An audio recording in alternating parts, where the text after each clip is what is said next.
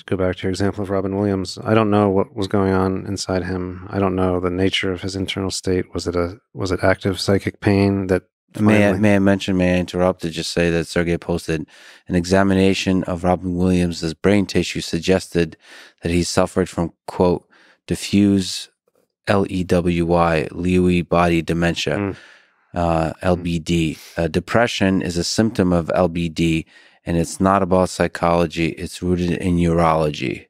This is words from Sergey. His brain was falling apart. Yeah. Lewy body dementia, this is a very interesting neurological disorder where, among other things, there's neuron death, indeed. So you've got frank neuron loss. It's not just a matter of some long-standing psychic pain, but you've got a progressive loss. And so clearly you've got a situation where he could have finally reached a point where the balance that he'd worked out between negativity and positivity was disrupted due to loss. The wrong cells died. The wrong projections were cut by the Lewy body dementia. Certainly dopamine neurons die in Lewy body dementia. Those are neurons that give rise to much of the feelings of reward and pleasure that we experience, among other roles.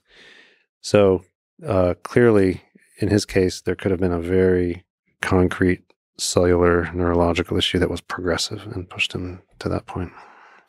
But what were you about to make a point about broader, that if there isn't not a neurological degeneration? Yeah. So in his case, not knowing that, it could have been simply that, let's say he had an internal psychic pain state, and he was in sort of a compensated mode for much of his life, able to generate enough joy from his comedy and his social interactions, but eventually later in life, those things drop away, the balance shifts. You get tired of fighting the pain for that long, and then so you've got this time-dependent non-stationarity that happens, and then the same symptom becomes no longer tolerable in the end.